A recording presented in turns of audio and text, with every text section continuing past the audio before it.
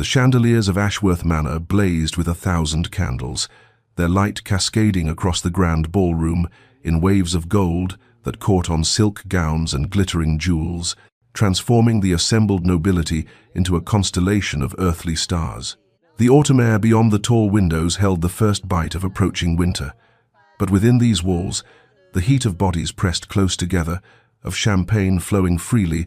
of whispered gossip and loud laughter, created an atmosphere thick enough to taste. Duke Callum Ashworth stood at the heart of it all, a figure of masculine perfection in his tailored evening clothes, his dark hair swept back from a face that might have been carved from marble for all the warmth it showed. Beside him, Lady Victoria Pemberton radiated the confident beauty of a woman who knew herself destined for a duchess's coronet, her hand resting lightly on his arm as they greeted guest after guest with the practiced grace of those born to such displays. The occasion demanded splendor. After all, this was the formal announcement of their engagement, the union of two great families, the merger of fortunes and bloodlines that would be whispered about in drawing rooms for months to come. The orchestra played something light and airy. Couples swept across the polished floor in elaborate dances, and servants moved like shadows bearing trays of delicacies that cost more than a working family might earn in a year. Yet beneath the glitter and performance, something shifted in the air, a subtle change like the moment before a storm breaks. The whispers began at the periphery of the crowd, a ripple moving inward, as heads turning toward the grand entrance where the butler stood, frozen in an attitude of such complete shock that several guests paused mid-conversation to follow his gaze. She appeared like an apparition conjured from conscience itself, a figure in a simple traveling dress of dove grey that seemed almost colourless against the peacock display surrounding her. Eleanor Ashworth had not adorned herself for this moment. She wore no jewels, no elaborate coiffure, nothing to announce her rank or station, beyond the quiet dignity in her bearing and the unmistakable swell of her belly that proclaimed her condition to every eye that fell upon her. She stood in the doorway as the music faltered and died, one hand resting protectively over the child she carried, the other clutching her reticule as though it might anchor her to this moment of terrible courage. The Duke's face, that carefully maintained mask of aristocratic composure, drained of all colour as his eyes met hers across the expanse of gleaming floor. In that instant, Callum Ashworth confronted the truth he had spent 5 years trying to bury, the secret he had locked away in a countryside estate and visited only when duty or desire briefly overcame his determination to pretend she did not exist. His secret wife had come to claim her place, and the foundations of the life he had constructed began, with the inexorable certainty of all long-denied reckonings, to crack beneath his feet. 5 years earlier, on a grey morning that seemed to leach all colour from the world, Eleanor had stood in the small chapel of her father's estate and spoken vows that should have marked the beginning of her life, but instead became the end of every girlish dream she had ever harboured. She had been 19 then, still young enough to believe in fairy tales, despite the harsh realities that had brought her to this moment: her father's gambling debts, the estate on the brink of ruin, the desperate negotiations that had resulted in this arrangement with the wealthy Duke of Ashworth, who needed a wife of respectable birth, if not notable fortune. Callum had arrived for the ceremony with the enthusiasm of a man attending his own execution, his face a mask of such complete indifference that Eleanor felt herself shrinking under the weight of his gaze, or rather, the lack of any real seeing in it, as though she were merely an inconvenient obstacle between him and whatever life he had planned that did not include her. The ceremony itself passed in a blur of half-remembered words: the cold press of the ring against her finger, the brief and perfunctory kiss that held all the warmth of winter stone. Within hours of the wedding breakfast, a stilted affair where conversation died in awkward silences, Callum had handed her into a carriage bound for Willowmere Estate, a property she had never seen, in a region she did not know, with instructions delivered through his steward that she would find the household adequately staffed for her needs, and that the Duke would visit when his schedule permitted. She had watched his figure disappear back into her father's house without a backward glance, and in that moment, Eleanor understood with devastating clarity that she had been purchased and shelved like an unwanted book, set aside to gather dust in some forgotten corner of her husband's life. Willowmere, when she arrived after 2 days of travel, proved beautiful in its isolation, a manor house of modest proportions, surrounded by overgrown gardens and rolling fields that stretched toward distant woods. But its beauty could not compensate for the crushing loneliness that became her constant companion. The staff, though kind, numbered only 5: an elderly housekeeper, a cook, 2 maids, and a groundskeeper,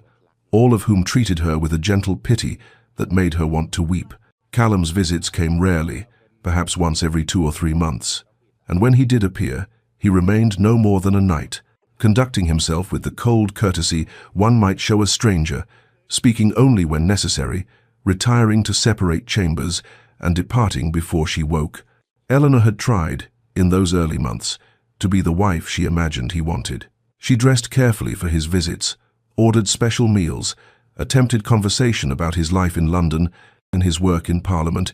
anything that might bridge the chasm between them. But her efforts met only silence or monosyllabic responses that made her feel foolish for hoping. She was, she came to understand, not a wife but a duty discharged, a problem solved, a woman whose existence he acknowledged only in the privacy of a countryside estate where no one who mattered would ever know she bore his name. The silence that descended upon the ballroom held a quality beyond mere absence of sound, a suffocating weight that pressed against every chest, stilled every breath, transformed the glittering assembly into a tableau of frozen shock, as Eleanor stood trembling in the doorway, her courage a fragile thing that threatened to shatter with each heartbeat that thundered in her ears. Victoria's hand tightened on Callum's arm, her beautiful face turning toward him with confusion blooming into something darker, something that understood betrayal even before comprehension fully arrived, and her voice, when it came, carried the crystalline precision of breaking glass. "Callum, who is this woman, and why does she stare at you as though—" But Eleanor did not wait for him to answer, could not bear to hear whatever lie or dismissal might fall from his lips, and so she stepped forward, each footfall against the polished floor echoing like a judge's gavel, and her voice, when she spoke, carrying across the vast space with a clarity born of desperation and determination intertwined. "I am Eleanor Ashworth," she said, and the name that she had carried in secrecy for 5 long years now became a declaration, a truth spoken into existence before witnesses who could not unhear it. "Duchess of Ashworth, wed to Duke Callum Ashworth these 5 years past, and I have come to claim what is mine by law and by right." The gasps that rippled through the crowd should have terrified her, and the wide eyes and whispered exclamations should have sent her fleeing back into the night from which she had emerged. But Eleanor had not traveled this distance, had not spent months building the courage for this moment, and to retreat now when her child's future hung in the balance. She watched Callum's face cycle through emotions too quickly to name shock, giving way to rage, giving way to something that might have been panic or might have been recognition, and she saw the moment when his mind began calculating costs and consequences, weighing his reputation against the undeniable truth standing before him swollen with his child. He could deny her, she knew. He could call her mad, a fortune-seeker, an impostor, and perhaps some in this room would believe him, but his mother would not, and the marriage certificate locked in her reticule would not, and the vicar who had performed the ceremony would not, and eventually the truth would emerge as it always did, more damaging for having been contested. "This cannot be," Victoria breathed, and Eleanor felt an unexpected pang of sympathy for this woman who had done nothing wrong, who had been promised a duke and a future, and now found both dissolving before her eyes. But sympathy could not deter Eleanor from her purpose, not when she thought of the child growing beneath her heart, the innocent life that deserved a father's name and a mother freed from shadows. Callum stood as though turned to stone, his aristocratic composure warring with something more primal, something that Eleanor recognized because she had felt it herself in the lonely years at Willowmere. The terror of having one's carefully constructed world collapse, the exposure of truths meant to remain buried, the helplessness of watching control slip away like water through desperate fingers. "I did not come to ruin you," Eleanor said softly, though her words carried to every straining ear in the vast room. "I came because our child deserves more than I was given, deserves acknowledgement and legitimacy, deserves a father who does not hide its existence like a shameful secret." She rested her hand upon her belly, feeling the flutter of movement there, in the life that had given her the strength for this confrontation, the love that had transformed her from the broken girl who had accepted exile into a woman who would fight for what was right. And in that moment, Eleanor knew that whatever came next, whatever price she paid for this public revelation, she had already won the only victory that mattered. She had found her voice, and she would never again be silent. The second winter of Eleanor's marriage arrived with bitter winds that rattled the windows of Willowmere, and seemed to carry with them the last remnants of hope she had harbored, that her circumstances might somehow improve, that Callum might one day see her as more than an inconvenient obligation, tucked away where polite society need never acknowledge her existence. She had learned by then to fill her days with purpose, rather than waiting for a husband who came less frequently with each passing month, throwing herself into the restoration of the estate's long-neglected gardens, spending hours with her hands in the earth coaxing life from soil that had gone fallow, finding in the patient work of cultivation a meditation that soothed the ache of loneliness that had become her constant companion. Mrs. Hewitt, the elderly housekeeper whose kind eyes held a lifetime of wisdom, became something like a friend in those quiet months, teaching Eleanor the rhythms of the household, sharing stories of Willowmere's history, treating her with a gentle respect that made Eleanor want to weep for its rarity in her life. The other staff members, young Mary who helped in the kitchen, Sarah who managed the light cleaning, old Thomas who tended the grounds, and Mrs. Copper, the cook who ruled her domain with fierce efficiency, gradually warmed to her presence, their initial wariness giving way to genuine affection as they recognized that their young mistress possessed neither arrogance nor cruelty, only a desperate need for human connection that she tried so hard to hide behind brave smiles. When word came in late November that the Duke would visit for 2 days before continuing to a house party in the neighboring county, Eleanor found herself seized by a frantic energy, directing the staff in preparations that she knew even then were foolish, were the actions of a woman still clinging to dreams that should have died long ago. She ordered Callum's favorite dishes from the cook, arranged fresh flowers in his chambers despite the season making them costly, selected her finest gown, a deep green silk that had been part of her modest trousseau, and practiced in her mirror, the sort of welcoming smile a wife might offer a husband she had not seen in 4 long months. He arrived on a grey afternoon with rain threatening, his greeting as perfunctory as always, his eyes sliding past her as though she were part of the furniture, and Eleanor felt something crack inside her chest, even as she maintained her composure. Led him to the dining room where the special meal waited, watched him eat in complete silence, while she attempted conversation that died stillborn in the Kung air between them. She asked about London, about Parliament, about the approaching holidays, receiving only single-word responses or slight nods, and with each minute that passed Eleanor felt herself becoming more invisible, less substantial, until she wondered if she had become a ghost, haunting her own life, speaking words that no one could hear, existing in a space that no one acknowledged. When she woke before dawn to find his side of the bed he had occupied with the enthusiasm of a man fulfilling a distasteful duty already empty, his belongings gone, his departure accomplished without farewell or explanation, Eleanor finally understood with devastating clarity that she was not living in a marriage, but rather serving a life sentence in a beautiful prison, and that her warden felt not even enough interest to be deliberately cruel, only the crushing indifference of a man who had filed her away as a problem solved and forgotten. The moment stretched taut as a bowstring drawn to its limit, the ballroom holding its collective breath as Eleanor's declaration hung in the perfumed air, and then a figure emerged from the crowd with the decisive authority of one accustomed to command. The Dowager Duchess Marianne Ashworth moving through the frozen assembly with her silver head held high, and her expression carved from determination and something that might have been long-suppressed fury. "What my son has failed to acknowledge," the Dowager said, her voice carrying the weight of aristocratic certainty across the vast space, "is that this young woman speaks the truth, that she has indeed been Duchess of Ashworth these 5 years past, being wed legally and properly, in a ceremony I was not permitted to attend, but whose validity I have nevertheless verified through every legal channel available to me." The gasps that followed this pronouncement came layered with shock and fascination, the assembled nobility recognizing in this moment a scandal of proportions that would fuel gossip for seasons to come, and Eleanor felt her knees weaken with relief, even as she struggled to process that Callum's own mother had known of her existence, had apparently investigated the marriage, had chosen this moment of maximum impact to reveal her knowledge. Callum's face had gone beyond pale, into a greyish hue that spoke of a man watching his carefully constructed world crumble, his hand falling away from Victoria's arm as though he could no longer bear even that innocent contact. And when he finally found his voice, it emerged rough and strained.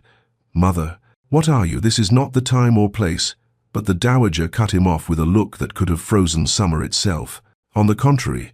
this is precisely the time and place, for you have made it so by attempting to enter into a bigamous engagement while your lawful wife carried your child in exile,"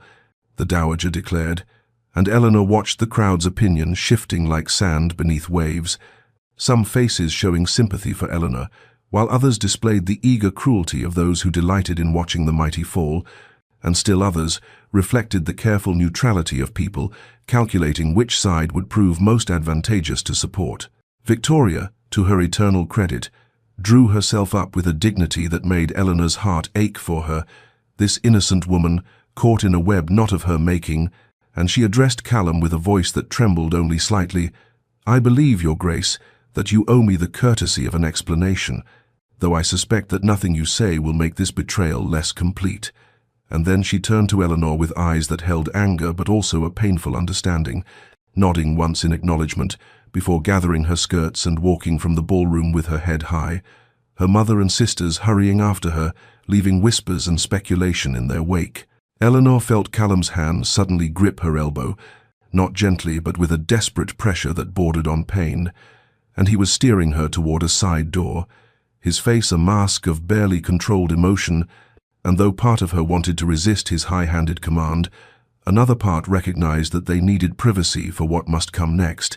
needed to escape the avid eyes and eager ears that surrounded them. The dowager followed at a short distance, her presence both shield and witness, and as they reached the drawing room and Callum all but pushed Eleanor through the doorway, she turned to face him with her heart hammering against her ribs, but her outward demeanor maintained through sheer force of will, knowing that this confrontation would determine everything that followed, would shape the future of the child she carried and the life she might yet claim for herself. The drawing-room door closed behind them, with a finality that seemed to seal them into a space too small for the enormity of what hung between them. And Callum released Eleanor's elbow as though her skin had burned him, immediately putting the width of the room between them as he turned on her, with eyes blazing with an emotion she couldn't quite name. Something beyond anger, something that looked almost like terror beneath the fury. "What in God's name possessed you to appear tonight, to humiliate me before all of society, to destroy everything I've built?" he demanded, his voice low and dangerous, his hands clenched at his sides as though fighting the urge to strike something.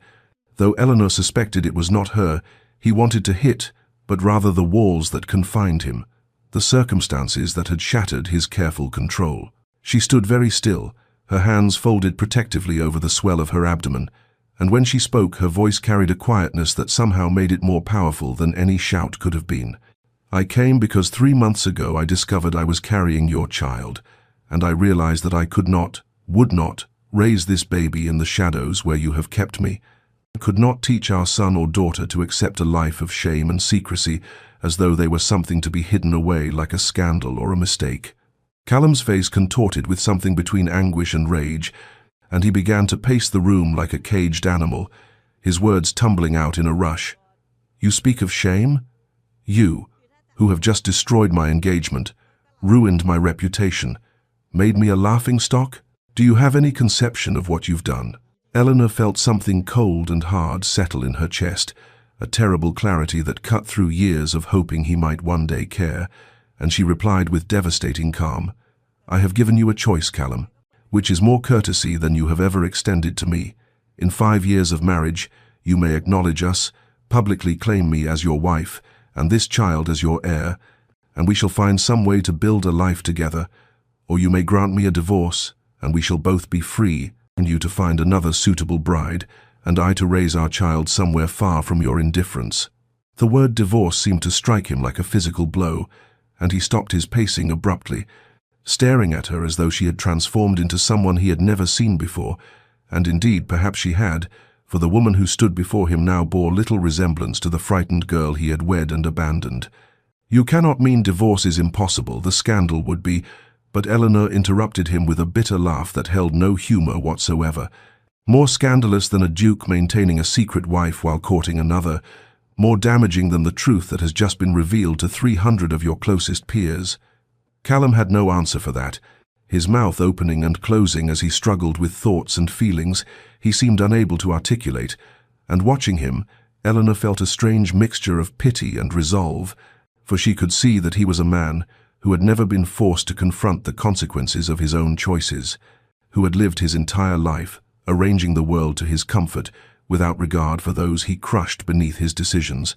and now that world had finally refused to cooperate with his vision of how things should be. 3 years into their marriage, Eleanor had learned the particular alchemy of transforming loneliness into purpose, had discovered that an estate left to neglect could become a canvas for creation,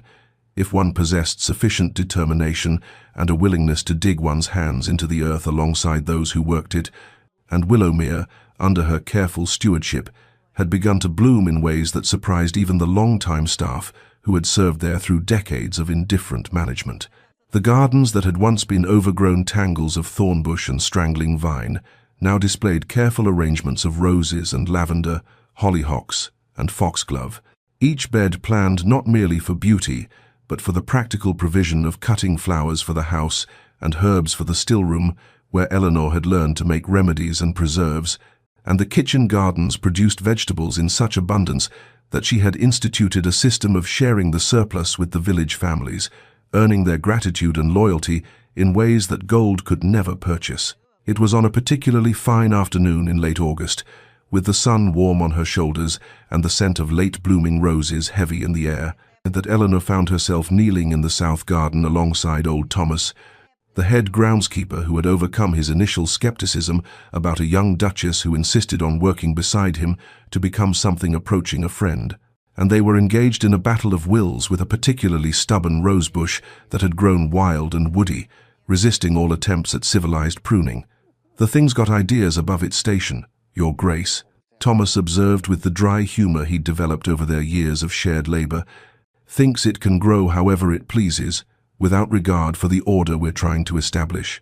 And Eleanor had laughed, truly laughed in a way she rarely did anymore, her face dirt-smudged and her hands scratched from thorns, replying that perhaps the rose had the right idea, that there was something to be said for refusing to be constrained by others' expectations of proper behavior. It was precisely at this moment that Callum's carriage had arrived unannounced, as his visits always were, giving her no time to prepare or present herself as the dignified duchess she was supposed to be, and he had found her there in the garden, looking more like a common labourer than the wife of one of England's premier peers, her dress simple and practical, her hair escaping its pins, her hands covered in soil, and something in her unguarded joy, in the genuine warmth of her laughter, had struck him with a force he could neither understand nor name. He had stood watching from the terrace for several minutes before she noticed him, and in those minutes something uncomfortable had shifted in his chest, some recognition that the woman before him possessed a vitality and contentment that had nothing to do with him, that she had built a life in his absence rather than pining for his attention, and this realization disturbed him in ways he refused to examine too closely. When Eleanor finally saw him, he watched the light drain from her face like water from a broken vessel, watched her transformation from genuine happiness to careful courtesy, and though he told himself he was relieved that she knew her place, knew not to presume familiarity, some part of him mourned the loss of that unguarded smile, even as he greeted her with his customary coldness, even as he retreated into the armor of ducal formality that kept the world at a safe distance, disturbed by the strange ache her contentment without him had created, and an ache he would carry back to London like a splinter lodged too deep to remove. Eleanor rose from where she had stood with a quiet dignity that seemed to cost her everything, smoothing her dress over her swollen abdomen with hands that trembled only slightly, and she said in a voice that carried the weight of 5 years of dismissal, "I shall find lodgings at the village inn until you have made your decision, as I would not wish to impose upon your hospitality any longer than necessary." But before she could take more than 2 steps toward the door, Callum heard himself speak with a vehemence that surprised them both. "Absolutely not, you cannot. I forbid you to stay at some common inn in your condition." And even as the words left his mouth, he felt confusion wash over him, For when had he ever cared where she laid her head? When had her comfort or safety ever troubled his sleep? Eleanor turned to look at him with eyes that held such weariness, such bone-deep exhaustion that went far beyond the physical demands of pregnancy, and she observed with devastating quietness, "How interesting that you suddenly concern yourself with my accommodations, when for 5 years you have never once asked where I slept or whether I was comfortable, never once cared if I was alone or frightened or in need of anything at all." And the truth of her words struck him like a blow, leaving him standing mute and helpless, his mouth opening to offer some defense or explanation that would not come, his mind a chaos of emotions he had no names for and no experience managing. The drawing-room door opened before he could formulate any response, and his mother swept in with the bearing of a woman who had commanded ballrooms and broken social climbers for 40 years, her keen eyes taking in the scene with a single comprehensive glance before she declared, "Eleanor, my dear, you shall stay here at Ashworth Manor in the Duchess's chambers, as is your right, and has always been your right, and I shall hear no argument from either of you on this matter." And she moved to Eleanor's side with a protective tenderness that made Callum realize with dawning shock that this was not their first meeting, that there was a familiarity between them that spoke of established relationship rather than new acquaintance. His mother continued, placing a gentle hand on Eleanor's arm, "I have had your things brought up from the inn where you stayed last night, yes, Callum. She was sensible enough to secure lodgings before confronting you, though she should never have had to, and I have instructed Mrs. Henderson to prepare a light supper for you in your chambers, as you must be exhausted from this evening's ordeal." And watching them together, seeing the way Eleanor leaned almost imperceptibly into his mother's support, the way the Dowager Duchess's expression softened with genuine affection, Callum felt the ground shift beneath his understanding of the past years. "Mother," he began, his voice strange even to his own ears, "how long have you?" But the Dowager cut him off with a look that could have frozen wine in July, replying with Arctic precision, "I have been visiting Eleanor at Willowmere every month for the past 2 years, Callum, ever since I discovered quite by accident that you had hidden away a wife as though she were something shameful, and I have found her to be one of the finest women I have ever had the privilege to know, which is considerably more than I can say for my son at this particular moment." And with that pronouncement she guided Eleanor from the room, leaving Callum alone with the wreckage of everything he thought he knew about his carefully constructed life. The Dowager Duchess had arrived at Willowmere on a crisp October afternoon 4 years into Eleanor's exile, her grand carriage rolling up the drive without prior announcement, in a manner so reminiscent of her son that Eleanor had felt her stomach clench with old anxiety. But when the older woman had descended with the aid of her footman and turned to survey both the estate and its mistress with those keen grey eyes that missed nothing, her expression had held not coldness, but something that looked remarkably like sorrow mixed with determination. "My dear girl," she had said without preamble, crossing to where Eleanor stood frozen on the front steps, "I have only just discovered the full extent of my son's shameful behavior, and I have come to offer you the apologies he should have made years ago, but lacks the courage and decency to deliver." And before Eleanor could formulate any response, the Dowager had taken her hands with surprising gentleness, adding, "I knew he had married, of course,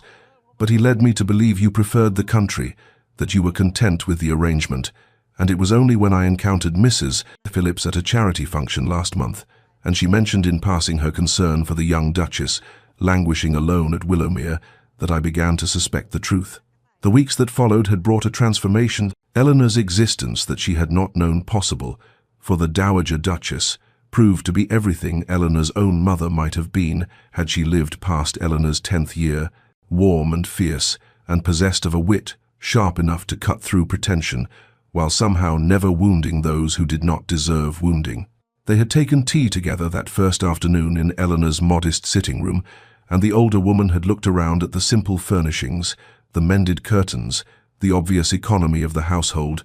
and her mouth had tightened with what Eleanor would later recognize as barely suppressed fury at her son's neglect, before she had said with careful control, "Tell me everything, child, and spare no detail, for I cannot remedy what I do not understand." Eleanor had found herself speaking of things she had never voiced aloud, of the loneliness and the hope that had slowly withered, of her attempts to be worthy of notice, and her eventual acceptance that she never would be. and the dowager had listened with an attention that felt like benediction, occasionally reaching out to pat Eleanor's hand or offer a handkerchief when tears threatened. It was during their third visit, when autumn had begun to give way to the first whispers of winter, that the dowager had shared the history that cast new light on Callum's cruelty,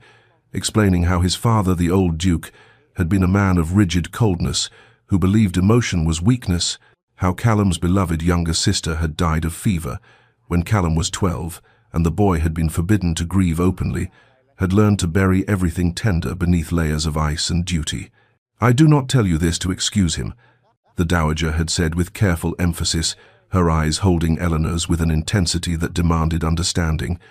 "For there is no excuse for how he has treated you, no justification for the pain he has caused through his cowardice, but perhaps it helps to know that his cruelty stems from fear rather than hatred, from wounds he has never allowed to heal." And Eleanor had found herself weeping, not just for her own suffering, but for the damaged boy who had grown into a man incapable of accepting love, even as she recognized that understanding his pain did not erase her own or obligate her to forgive what remained unforgivable. The Duchess's chambers at Ashworth Manor were everything Eleanor had imagined they might be during those long years at Willowmere, when she had allowed herself the dangerous indulgence of dreaming about her rightful place, all cream silk wallpaper and gilt-edged mirrors, furniture of such exquisite craftsmanship that she found herself afraid to touch anything, lest she somehow prove herself unworthy of such surroundings. And as she lay in the massive four-poster bed with its heavy brocade curtains, she felt simultaneously like an imposter and like someone who had finally come home after a very long exile. Sleep would not come despite her exhaustion, for her mind kept replaying the events of the evening. The shocked faces in the ballroom, Callum's stricken expression, the dowager's unexpected championship, and beneath it all thrummed a persistent anxiety about the child she carried, the way her heart had raced during the confrontation, the tightness she had felt in her abdomen, that might have been merely tension or might have been something more worrisome. Meanwhile, 3 corridors away in his study, Callum paced before the dying fire like a caged animal, unable to settle, unable to think, unable to do anything but replay his mother's words about her secret visits to Willowmere, about Eleanor being one of the finest women she had ever known. And he found himself wondering, with something approaching anguish, what kind of man he had become, that his own mother had felt compelled to hide her relationship with his wife from him, what depths of cruelty he must have displayed to necessitate such secrecy. The knock on his study door came just past 2 in the morning, tentative but insistent, and when he opened it to find young Thomas the footman standing there with worry creasing his features, Callum felt his heart seize even before the boy spoke. "Begging your pardon, your grace, but her grace has requested that Dr. Morrison be sent for immediately, as she's experiencing some distress with the baby and fears something may be wrong." And Callum did not remember making the decision to move, knew only that he was suddenly racing through the corridors toward the Duchess's chambers, with a terror clawing at his chest that felt entirely disproportionate to his professed indifference. He burst through the door to find Eleanor sitting upright in bed, one hand pressed to her swollen belly, her face pale but composed in that way he was beginning to recognize as her response to fear, and she looked up at his entrance with surprise that quickly shifted to wariness, saying, "I did not mean for you to be disturbed. I merely asked that the physician be summoned as a precaution." But he crossed to her bedside before she could finish speaking, finding himself asking with an urgency that shocked them both, "Are you in pain? Is the baby moving? What can I do?" "Doctor." Morrison arrived within the hour, his examination thorough and professional, while Callum paced outside the door until the elderly physician emerged with reassurance that both mother and child appeared perfectly healthy, that the tightness Eleanor had felt was likely merely the result of an extraordinarily stressful day, and that rest and calm would remedy all. Callum insisted on being allowed to see her, ignoring the doctor's raised eyebrows at such husbandly concern from a man known for his neglect, and when he entered to find Eleanor settled back against the pillows with tea and colour returning to her cheeks, he pulled a chair to her bedside and asked the first genuine question he had ever posed to her in 5 years of marriage. "How far along are you, and has the pregnancy been difficult?" Eleanor studied him for a long moment, clearly weighing whether to trust this sudden interest, before answering with careful neutrality. 5 months now, and it has been easier than I feared. though lonely as everything else at Willowmere has been lonely, and something in her quiet acknowledgement of that loneliness, spoken without accusation but heavy with truth, made Callum want to offer confessions and apologies he did not yet know how to voice. The days that followed Eleanor's dramatic appearance at the engagement ball brought a storm of gossip that swept through London's drawing rooms like wildfire, each retelling adding fresh embellishments until the truth became nearly unrecognizable beneath layers of speculation and scandal, and Callum found himself forced to navigate the treacherous waters of society's judgment while simultaneously confronting the reality of a wife he could no longer pretend did not exist. He had sent formal notice to Victoria's father the morning after the ball, requesting a private meeting where he had confessed the full truth of his prior marriage and offered whatever restitution might ease the damage to Victoria's reputation. And though Lord Pemberton had been coldly furious, Victoria herself had displayed a dignity that shamed Callum further, saying only that she was grateful to learn his true character before binding herself to him permanently, and that she hoped someday he might learn to value the woman he actually married. The public acknowledgement came next, a formal announcement in the Times declaring that His Grace, the Duke of Ashworth, was pleased to present his wife of 5 years, the Duchess Eleanor Ashworth, to London society, the strained formality of the wording unable to disguise the scandal beneath, and within hours their townhouse was besieged by calling cards from the curious and the cruel alike, titled, "Ladies who came ostensibly to welcome Eleanor, but really to assess her worthiness and gather details for their next gossip session." Eleanor handled each visit with a grace that astonished Callum when he observed from the doorway of the drawing room, her responses to probing questions perfectly calibrated to reveal nothing while giving no offense, her simple gowns somehow conveying more elegance than the elaborate confections worn by her visitors, and he found himself wondering how he had ever dismissed her as insignificant when she clearly possessed a strength of character that half the ton would never achieve. It was on the 4th afternoon, when the parade of callers had finally ceased and the house had settled into quiet, that Callum went in search of Eleanor and found her in the library and curled in the window seat with a slim volume of poetry, afternoon sunlight turning her hair to burnished gold, and something about the peaceful absorption on her face as she read made him hesitate in the doorway, reluctant to disturb her solitude. She looked up as though sensing his presence, her expression shifting to polite wariness,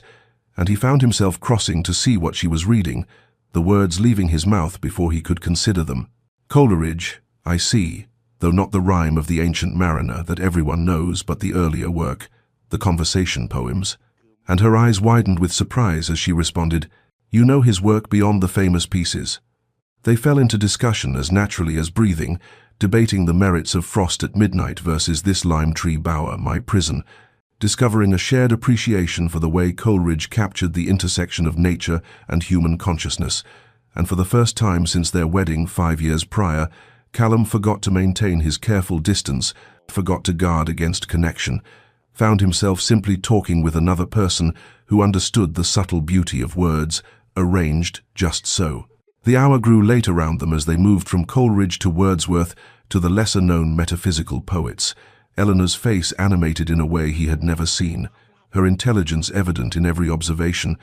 and when she quoted from memory a passage from John Donne that perfectly captured a point she was making, Callum felt something crack in the armor he had built around his heart, a fissure through which light began to seep, despite all his years of careful fortification. That night in the library stayed with Callum long after Eleanor had excused herself to rest, the memory of her animated face as she discussed poetry lingering in his mind with uncomfortable persistence, and as he sat alone in his study with a glass of brandy, he found himself pulled inexorably backward through time to another night 5 years prior, to the wedding night that had set the tone for everything that followed, and he remembered with painful clarity the young woman Eleanor had been then, barely 20 years old, her eyes wide with nervous hope as she had stood in the doorway of what should have been their shared chambers, wearing a nightgown of delicate lace that someone had surely told her was appropriate for a wedding night. He had looked at her standing there with her dark hair loose around her shoulders and her hands twisted together anxiously, and had felt nothing but a violent surge of resentment, for she was not Rosalind, would never be Rosalind, could never replace the woman he had loved with desperate intensity since his university days, the merchant's daughter whose quick mind and quicker smile had captivated him completely, despite her lack of title or fortune, and whom his father had forbidden him to marry with threats that still echoed in Callum's memory years after the old Duke's death. Rosalind had married a businessman from Manchester just 3 weeks before Callum's own arranged wedding to Eleanor, the announcement arriving like a blade to his chest, and he had stood at the altar beside Eleanor, speaking vows that felt like lies while imagining Rosalind in another man's arms, building a life that should have been theirs, bearing children that should have carried the Ashworth name, if only he had possessed the courage to defy his father's iron will. So when Eleanor had approached him on their wedding night with tentative steps and a soft "Your Grace" on her lips, he had turned away with deliberate coldness and said words designed to wound. "I shall be sleeping in the adjoining chamber tonight, and every night hence, as this marriage is one of convenience only, and I have no intention of pretending otherwise." And he had watched her face crumple before she mastered herself. He watched hope die in her eyes, to be replaced by a hurt so profound it should have moved him to compassion, but instead only deepened his cruelty. For her pain was easier to bear than his own, and her disappointment gave him something to hide behind, a shield against the vulnerability of genuine connection. He had told himself in the days and years that followed that he was protecting them both, that refusing to consummate the marriage or acknowledge Eleanor publicly was a kindness that would allow them both to eventually seek annulment and find happiness elsewhere, but the truth that he could no longer deny as he sat in his study, remembering the brightness in her eyes when she quoted Donne, was that he had been punishing her for not being Rosalind, making her pay for his own cowardice in failing to fight for the woman he loved, and that every cold word and calculated absence had been an act of cruelty, born not from indifference but from a fear so profound it had poisoned everything it touched. The fear that if he allowed himself to care for Eleanor even slightly, he would lose her too, and that losing someone again would destroy whatever fragments of his heart still remained intact. The weeks that followed their library conversation brought a subtle shift in the atmosphere of Ashworth Manor, like the first tentative warmth after a long winter, and Callum found himself seeking Eleanor's company with an eagerness that would have bewildered him mere months before, joining her for breakfast in the morning room, where sunlight streamed through tall windows and turned her teacup to translucent porcelain, lingering over dinner conversations that stretched long into the evening as they discovered shared opinions on everything from estate management to the shameful conditions of London's workhouses, and he watched with growing fascination as her pregnancy advanced and her body changed to accommodate the child growing within, the soft swell of her abdomen becoming more pronounced with each passing day until she moved with the careful grace of a woman carrying precious cargo. He found himself noticing small things he had never allowed himself to see before. The way she touched her belly absently while reading as though communicating with the babe, the slight breathlessness that came upon her after climbing stairs, the glow that seemed to emanate from her skin as though lit from within, and he developed protective instincts he could not seem to control, rising automatically when she entered a room, offering his arm for even short walks through the house, watching her with a vigilance that bordered on obsessive concern for her well-being and that of their child. It was on a Tuesday afternoon in late autumn when Eleanor had been coming down the main staircase with a book tucked under one arm, her attention focused on the hem of her gown to avoid tripping, and that her foot caught on the edge of a step, and she stumbled forward with a small cry of alarm, and Callum, who had been crossing the entrance hall below, moved without conscious thought, reaching her in 3 long strides and catching her against his chest as she fell, his arms wrapping around her waist and drawing her against him with such force that her book clattered to the marble floor, forgotten. For a long moment they stood frozen in that embrace, Eleanor's hands clutched against his shoulders and her face pressed to his chest, where his heart hammered with the terror of what might have happened, and he became acutely aware of every point where their bodies touched, the softness of her against his strength, the floral scent of her hair beneath his chin, the rapid rise and fall of her breathing that matched his own, and when she lifted her face to thank him, their eyes met, and held with an intensity that stole the breath from his lungs. He knew he should release her, should step back and restore proper distance, but his arms seemed to have developed a will of their own and tightened instead, drawing her impossibly closer, while his gaze dropped to her lips, and he saw them part slightly, as though in invitation, and the electricity that had been building between them for weeks suddenly crackled to life like lightning before a storm, and Eleanor's internal voice whispered desperately that she could not do this again, could not allow herself to hope or want or need this man who had broken her so thoroughly once already, even as her treacherous heart beat faster and her body softened against his, and some reckless part of her wondered what would happen if she simply rose on her toes and closed the small distance between their mouths and tasted the lips, had dreamed of kissing properly for 5 long years. The moment shattered when a footman cleared his throat discreetly from the doorway, and Callum released Eleanor so abruptly she swayed before steadying herself against the banister, both of them flushed and breathing heavily as the servant announced with apologetic urgency that an express message had arrived from Willowmere Estate, requiring immediate attention, and Eleanor's face went pale as she reached for the sealed letter with trembling fingers, while Callum watched her scan the contents and saw fear replace the heat that had been in her eyes mere moments before. The fire had started in the eastern wing near the kitchens. She read aloud in a voice that shook despite her visible effort at control, and though the staff had managed to contain it before it spread to the main house, there was significant damage, and several of the long-time servants had been treated for smoke inhalation, and before Callum could form a response, Eleanor was already moving toward the stairs, with determined purpose, saying she must go to them immediately, must see to their care and assess the damage and ensure everyone was truly safe, for these were the people who had become her family during the lonely years when she had no one else, and the thought of them hurt or frightened while she remained in London's comfort was unbearable to her conscience. Callum found himself saying he would accompany her before his mind had fully processed the decision, his voice brooking no argument as he instructed the footman to have his travelling coach prepared within the hour and to send word to his secretary to cancel all appointments for the following week. And when Eleanor turned to him with surprise and wariness mingling in her expression, he met her gaze steadily and said with quiet intensity that Willowmere was her home and their child's inheritance, and he would not allow her to face this crisis alone, though the deeper truth he did not speak was that the thought of her leaving even for a few days had become suddenly intolerable, as though something essential would be ripped away if she passed beyond his sight. The journey to Willowmere took 6 hours in the well-sprung coach, and as the miles rolled past beneath the wheels, Callum found himself truly talking with Eleanor for the first time, not the careful pleasantries of their recent meals together, but genuine conversation that delved beneath surfaces into the territories of hope and fear and memory. And she told him of her childhood in her father's crumbling estate, where she had learned to make beauty from scarcity, and had dreamed of someday having a home she could tend and nurture into flourishing life, while he confessed his own boyhood terrors after his younger sister had died of scarlet fever and his father had forbidden any display of grief, teaching him that to love was to invite devastating loss, and that a duke must remain above such vulnerable human emotions. As the coach turned up the familiar drive to Willowmere with evening settling over the countryside in shades of amber and violet, they arrived to find the household staff gathered anxiously in the forecourt,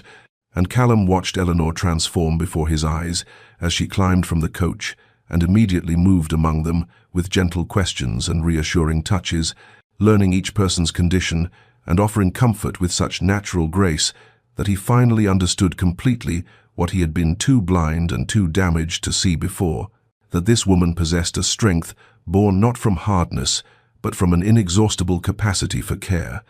and that in trying to diminish her he had only revealed the poverty of his own spirit. The following morning dawned cold and grey over Willowmere, and Callum found himself rolling up his shirt sleeves alongside the groundskeeper and stable hands to assess the fire damage and begin repairs, his fine London clothing exchanged for borrowed work garments that smelled of wood smoke and honest labour, and as he moved through the eastern wing, examining charred timbers and water-damaged plasterwork, he began to truly see the estate Eleanor had built through her own determination and vision. The kitchen gardens she had expanded now provided vegetables for the entire household and surplus for the village. The dairy had been modernized with equipment purchased from her careful management of the household accounts he had never bothered to review. The tenant cottages had been repaired and improved until families who had been preparing to leave for factory work in the cities had chosen to stay. And everywhere he looked, he saw evidence of her intelligence and care, transforming what had been a neglected property into a thriving home, and the realization of how completely he had underestimated her settled over him like a weight he deserved to carry. The staff treated Eleanor with a warmth that bordered on reverence, but their reception of Callum ranged from cool politeness to barely concealed hostility, and he could not fault them for it when he knew what stories they must have heard about the Duke who had abandoned their beloved mistress to loneliness and neglect. And it was late in the afternoon when Mrs. Thornbury, the elderly housekeeper who had served at Willowmere for 40 years, found him alone in the damaged pantry and fixed him with eyes that had seen too much to be intimidated by titles or rank. She spoke to him with the blunt honesty of someone who had earned the right through decades of service, telling him that she had watched Eleanor arrive 5 years ago as a frightened young bride full of hope, and had witnessed that hope die a little more with each of his cold visits. This had held Eleanor while she wept after he left, following that terrible dinner she had prepared with such care only to have him treat it as an obligation to be endured, had seen her transform her pain into purpose by pouring all the love she had to give into this estate and its people, since her husband would not accept it. And Mrs. Thornbury said with quiet steel in her voice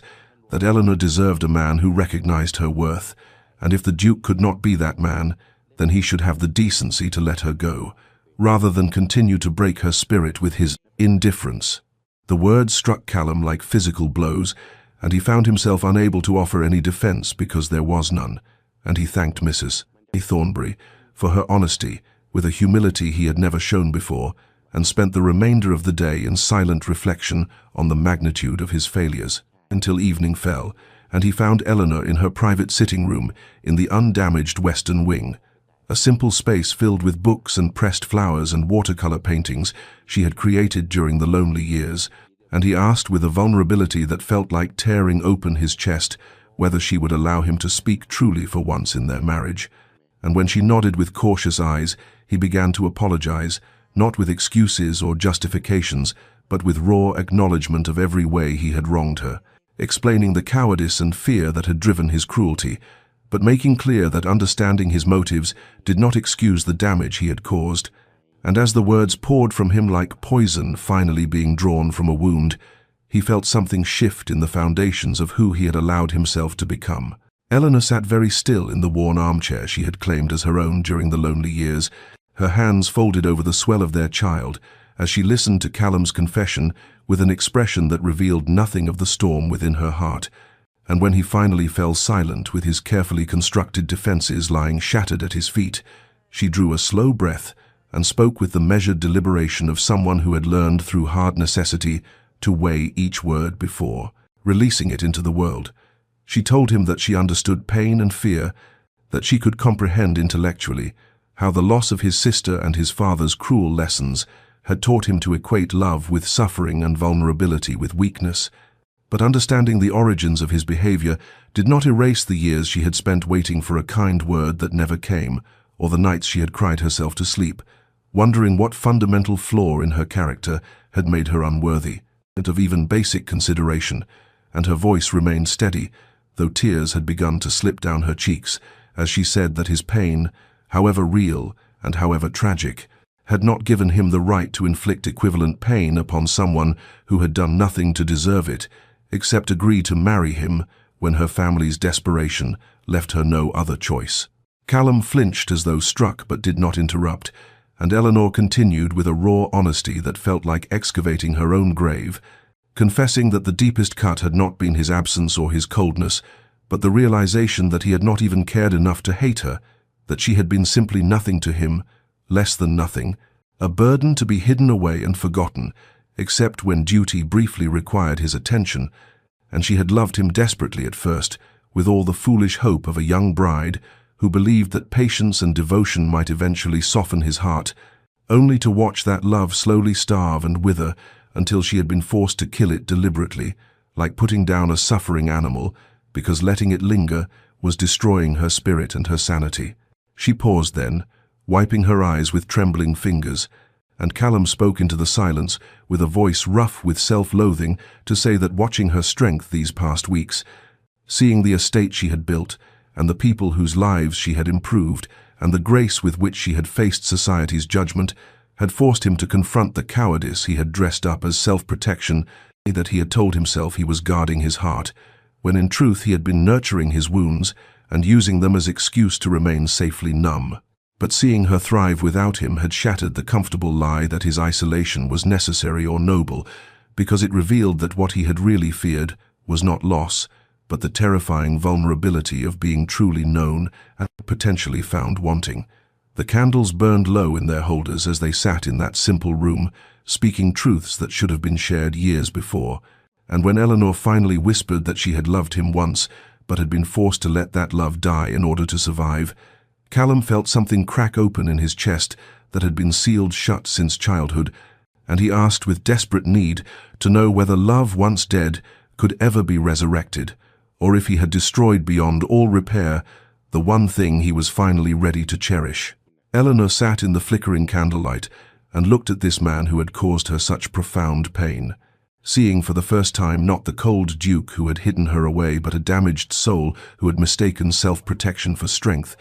And she answered his desperate question with the careful honesty that had become her armor and her salvation, saying that she did not know whether love once dead could be resurrected, because she had never before attempted such an impossible feat. But perhaps what they needed was not to resurrect what had died, but to begin entirely anew, to meet each other as strangers without the weight of their painful history, except as lessons learned and scars acknowledged. And she proposed with trembling voice that if he truly wished to know her, and to be known in return, they might start again from the beginning, as two people learning whether something real could grow between them. Callum seized upon this offering like a drowning man grasping driftwood, and in the days and weeks that followed as winter deepened over Willowmere, they embarked upon the courtship they had never been granted before their hasty arranged marriage, walking together through the frost-laden gardens she had nurtured, where she showed him the roses she had coaxed back to life and the herb beds she had planted, following instructions from Mrs. Thornbury's grandmother's journals, and he listened with genuine fascination to her explanations of soil composition and growing seasons, and discovered that her intelligence ranged far beyond the ornamental accomplishments expected of ladies into practical knowledge that had saved this estate from ruin. They spent long evenings in her sitting room, reading aloud to each other from volumes of poetry and philosophy, and Callum found himself astonished at the depth of Eleanor's thinking and the wit she revealed when she felt safe enough to lower her careful guard. Her observations about the texts they shared, often more insightful than those of his university friends who had been so proud of their classical educations, and these conversations stretched late into the night until the candles burned to stubs, and they both struggled to keep their eyes open. Yet neither wished to end the precious communion of minds and hearts. He began to court her with small gestures that spoke of attention and care, bringing her the first snowdrops that bloomed in the south garden because she had mentioned loving their delicate resilience, ensuring the fire in her chambers was always properly tended, asking her preferences about everything from meal planning to evening entertainments, rather than simply dictating his will as he had done throughout their marriage. And Eleanor watched this transformation with cautious hope, warring against self-protective skepticism, afraid to trust that this vulnerable, considerate man was truly who Callum could become, rather than a temporary performance that would dissolve once he had secured her forgiveness. Yet as the weeks passed and his attention never wavered, as she witnessed him helping repair the fire damage with his own hands, and speaking respectfully to servants he would once have ignored, and asking her opinion on estate matters, with genuine interest in her answers, she felt something unfurling in her chest, like a spring bud pushing through winter soil. Not the desperate love of her naive younger self, but something stronger and more complex, a regard built on witnessed character rather than hopeful fantasy, and she realized with wonder and trepidation that she was discovering not who she had imagined Callum to be, but who he actually was when he allowed himself to be fully human and imperfect and real. They returned to Ashworth Manor in early March, when the first crocuses were pushing through the snow-patched earth, and though the grand estate remained unchanged in its physical magnificence, everything felt transformed because Callum and Eleanor entered it not as reluctant strangers bound by legal contract, but as genuine partners who had earned each other's trust through patient honesty and vulnerable revelation. And the household staff who had served the Duke for years noticed immediately the softness in his expression when he looked at his wife, and the protective tenderness with which he guided her up the stairs, and the way he consulted her about every decision from which chambers they would occupy, to how the nursery should be prepared. Eleanor bloomed in these final weeks of her pregnancy, not merely from the physical changes of impending motherhood, but from the radical transformation of being truly cherished, and she would sometimes catch Callum watching her with an expression of such wonder and remorse intermingled that she would take his hand and remind him gently that they could not change the past, but only shape their future, and he would press his forehead to hers and vow again that he would spend the rest of his life proving himself worthy of the grace she had extended. When her labor began on a rain-washed April morning with the scent of wet earth and new blooms drifting through the open windows, Callum refused to leave her side, despite the midwife's scandalized protests that gentlemen did not attend such intimate proceedings, and Eleanor gripped his hand through each wave of pain and drew strength from his presence, even as she cursed him thoroughly for his role in creating this agony, which made him laugh through his tears of worry and pride at her spirit, even in extremity. Their daughter entered the world just as dawn broke over the eastern hills, her first cry piercing and strong, and when the midwife placed the tiny bundled form in Callum's arms, he stood trembling with his face streaming tears as he looked down at this perfect miracle they had created. This innocent soul who represented everything he had almost destroyed through his cowardice and cruelty, and he spoke to his daughter in a broken whisper, promising that he would be the father she deserved and the husband her mother should have had from the beginning, that he would teach her never to settle for less than authentic love, and would show her through his actions that people could change and grow and become better than their worst selves. Eleanor watched this scene from her bed with exhaustion and joy overwhelming her in equal measure, seeing this man who had been so frozen and distant, now overflowing with raw emotion and unconditional love. And when Callum finally brought their daughter to her and sat carefully on the bed's edge, they looked at each other over their child's downy head with such profound intimacy and hard-won tenderness that words seemed unnecessary, though Callum leaned forward anyway and kissed Eleanor for the first time as her true husband rather than her legal captor, a kiss that tasted of salt from their mingled tears and promised everything they had both thought forever lost. And in that moment, their genuine marriage finally began. 3 years had passed since that rain-washed April morning, when their daughter Catherine had entered the world and changed everything, and now Willowmere Estate in high summer blazed with the full glory of Eleanor's beloved gardens, where roses climbed ancient stone walls and lavender bordered the winding paths, and the herb beds flourished under her careful tending.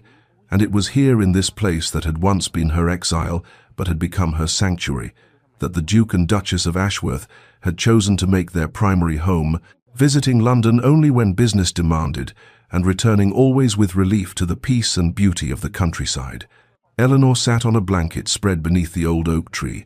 watching Callum chase their daughter Catherine through the flower beds,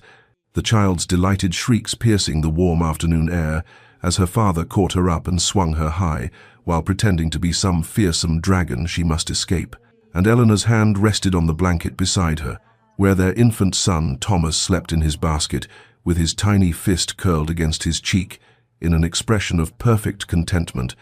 and she marveled at how completely her life had transformed, from those dark years when she had lived as a ghost in her own marriage, to this abundant present, where love flowed as freely as sunlight. Callum set Catherine down, and the girl immediately demanded he chase her again, but he begged a moment's respite and came to collapse on the blanket beside Eleanor, his dark hair disheveled and his formal coat discarded hours ago, so that he looked nothing like the cold Duke who had once greeted London society with such careful reserve. And when he looked at Eleanor, his eyes held such warmth and devotion that she sometimes still caught her breath at the miracle of it, at how this man had journeyed from cruel distance to this intimate tenderness. He reached for her hand and pressed it to his lips, as he had done countless times in these 3 years, each gesture a renewal of his vow to cherish what he had nearly destroyed. And Eleanor leaned against his shoulder, while Catherine attempted to fashion daisy chains nearby, and baby Thomas stirred in his sleep, and they sat together in comfortable silence that spoke of deep understanding and hard-won peace, and Callum murmured against her hair that he could scarcely remember the man he had been before, that bitter, frozen creature who had thought protection from pain was worth the cost of joy.